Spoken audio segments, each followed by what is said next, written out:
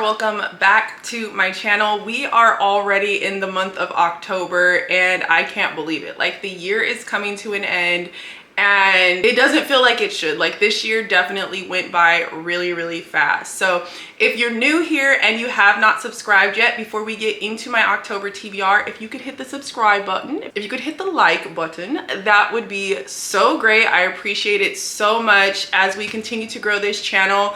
It has been such an amazing journey, from all the support from the new subscribers, from other content creators, from my friends and family, and I am just so grateful for everyone who is here. So before we start yapping too much and this turns into a 2-hour-long video, I have 11 books that I have on my TBR for the month of October, and we have a huge mix of books. I really wanted to lean a little bit into spooky season this year. Now, I usually don't read any type of books within that realm, but I was really trying to broaden my horizons, not only for myself, but to recommend them to you guys as someone who kind of sticks within the same genres and like the same plot line. So I'm trying to explore a little bit for the season within my own parameters, and I have curated a pretty good stack. Let's jump right into it. The first book here that honestly I actually already finished, so I'm going to try to hide it, but if you follow me on Goodreads, you will already know my rating. You would have already seen my review. If you want to follow me on Goodreads, then go ahead and go in the description. But that is A Good Girl's Guide to Murder, and this book is following Pippa, and she is doing her senior project, and for that senior project she is researching a missing person that happened about 5 years ago that has been declared dead, and that person was declared to be killed by her boyfriend, and she doesn't believe that to be true. And we spend our time understanding her, understanding all the characters that are kind of intertwined with her and the missing girl, and secrets begin to unravel. So that's all I'm going to say about this. It's also a YA book, and I will give you a little sneak peek into my wrap up. It is very fast paced, very thrilling and interesting. Next we had Sweet Heat by Bulu Babalola, and I am really excited to dig into this, and I should be having a fall reading vlog for you guys with a few of the books in this stack, just so you guys can get a full glimpse into the reads for yourself for the season. This is following Kiki and Malachi, and we know them from Honey and Spice. And you know, I thought that they made it and that they were fine, but this is following them after college when they are in their late 20s and they have broken up and they're coming back together for their friend's wedding.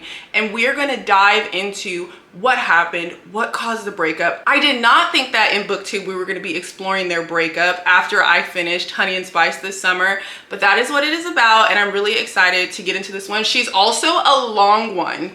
How many pages? Woo-wee! I haven't read a book this long in a while. 488 pages on this one, but I definitely believe it's going to be worth it. I think that the writing of this author is phenomenal. The way that she tackles relationships, I love. Next we have If It Makes You Happy by Julie Olivia, and I was on the hunt. If you watched my fall reading diaries, I'll put it up here in a little card at the very top.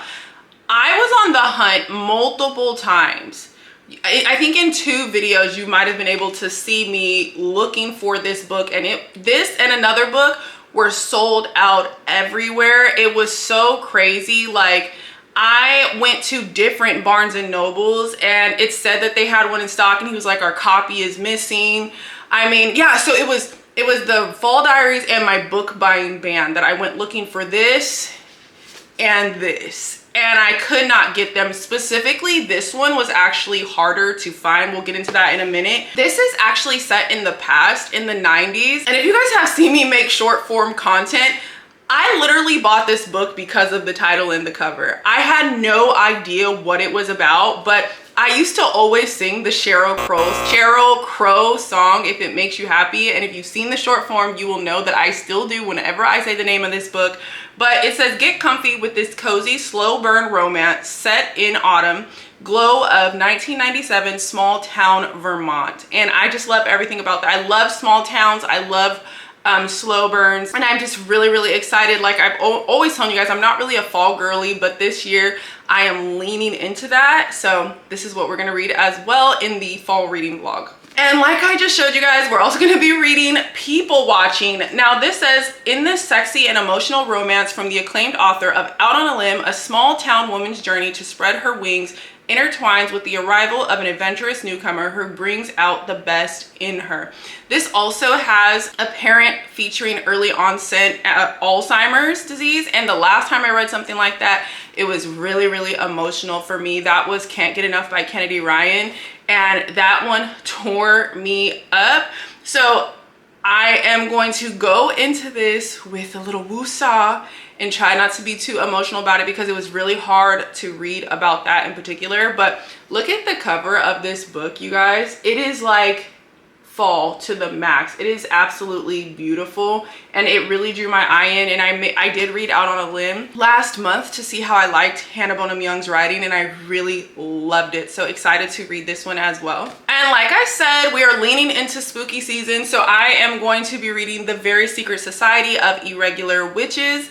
Now I looked and it said that this is supposed to be a little fantasy, and I feel like maybe anything that kind of has witches in it is a little leaning into fantasy, and I'm not a fantasy girly. I've never actually sat down and read a fantasy book, so if this has a little bit more fantasy in it, I'm actually interested in reading that, because I'm trying to branch out and not just read the same thing that I always read all the time. But this says, a warm and uplifting novel about an isolated witch whose opportunity to embrace a quirky new family and a new love changes the course of her life. So we have our main character, what is her name in here? Mika Moon.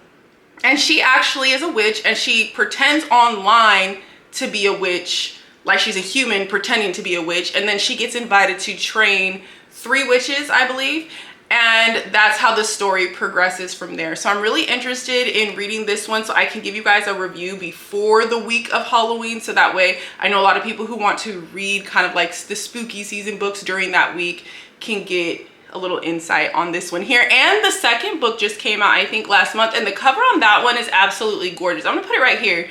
It was absolutely gorgeous, and I was like, I hope I like this one so that way I can also own that one, because the cover was so cute. Then you guys have heard me talk about Sounds Like Love by Ashley Poston. I absolutely ate up the 7-year slip. I love Clementine. It was such a good story. And then I read another book by her that I wasn't really too fond of, so I want to give her another chance. And this features 2 musicians, and they're kind of communicating telepathically. She can hear him in her mind giving her song lyrics, and she's trying to find out who it is, and I just really love that aspect. And when she meets him, she actually doesn't like him, so I'm definitely looking forward to reading this one. So next I have Once Upon a Time in Dollywood, and I actually had a few people over on Instagram and over on here tell me that they actually loved this book, or they were looking forward to reading this during the fall season. This is featuring a struggling writer who falls in love with a single dad. This is also a Reese's book club pick, and I want you guys to run and go get it so we can support our Black authors that are being picked up by Reese's book club, okay? Next we have Dark Matter. Now I bought this some months ago, and I bought this specifically because I saw that one of my favorite YouTubers, Kalila D, read this and she really loved this. This is out of my comfort zone. I think it's like a sci-fi thriller, but I'm gonna read you guys the synopsis. It says, "Are you happy with your life?" Those are the last words Jason Dessen hears before the kidnapper knocks him unconscious, before he awakens to find himself strapped to a gurney, surrounded by strangers in hazmat suits. Before a man he's never met smiles down at him and says, "Welcome back, my friend." In this world he's woken up to, Jason's life is not the one he knows. His wife is not his wife, his son was never born, and Jason is not an ordinary college professor, but a celebrated genius who has achieved something remarkable, something impossible. Is it this life or the other? That's the dream. And even if the home he remembers is real, how will Jason make it back to the family he loves? So this actually sounds really, really interesting. The ability to start your life over in a completely different way, and which life was actually better. I think that concept is really crazy. So definitely sounds like a movie I would watch, so I'm hoping I enjoy reading something like this. So Pretty Girls, I have been told multiple times it's going to be a disturbing read that is going to make me cry, and I'm actually going to read you guys the back of the book so that way I get it correct and not try to give you a little synopsis that just I come up with on the top of my head. Sisters, strangers, survivors. It's been more than 20 years since Claire and Lydia spoke. Claire is the glamorous trophy wife of an Atlanta millionaire. Lydia, a single mother dating an ex-con, struggles to make ends meet, but neither has recovered from the disappearance of their sister Julia 2 decades earlier. And the shocking murder of Claire's husband brings the horror and heartbreak of the past roaring back into their lives. The vanishing of a teenage girl and the killing of a middle-aged man almost a quarter century apart. What could connect them? As they form a wary truce, the surviving sisters unearth the secrets that destroyed their family all those years ago and find the astonishing truth where they least expected it. Wow. So I always say that this reminds me of Lovely Bones, but like the grown-up edition because of the way that the cover looks. I'm hoping to read this at the perfect time. I'm hoping to read this when my mind is ready to read this and not be too shocked and too hurt and too disturbed by this, because there's a book that really got me that was pretty disturbing, and it's called And There He Kept Her, and I was not ready for what was going on in that book and what was talked about. It was definitely a Criminal Minds episodes, and that's kind of what this is giving me here. Okay, I have 2 more books that I don't actually have with me physically, and I'm gonna start with Immortal Dark. This is a vampire story. That's what I know about it. It's a vampire story. I've heard it's really, really good. I think someone on here also recommended it to me.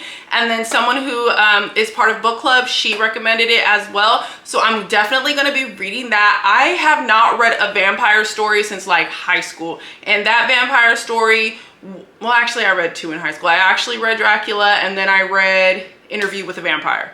So yeah, this is gonna be here for spooky season. We're gonna see what it's talking about. Next, I have a book that I was really excited to get my hands on, and it is And Now Back to You by B.K. Borison. I actually plan on starting that this week.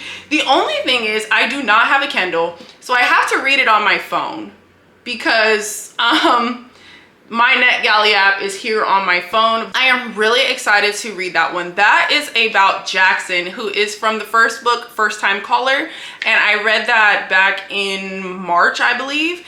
And it is 2 meteorologists. And a lot of people have been saying it's enemies to lovers, but B.K. Borison actually said that it is opposites attract. And you have met them in First Time Caller. So I am really excited to read that one because honestly, to me, opposites attract and enemies to lovers kind of ride that parallel line. And that's why probably a lot of people who love enemies to lovers are excited to read that story. And Jackson is so cute with his little glasses. I just cannot wait to read that story.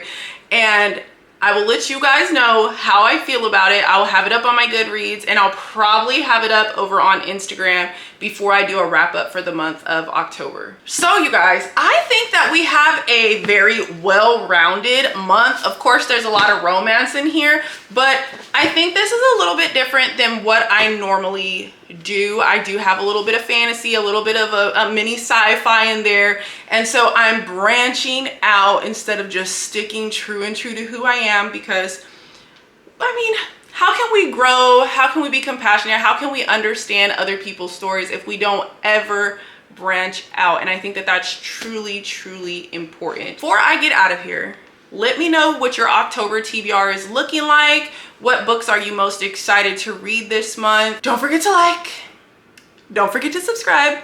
And until I see you next time, happy reading.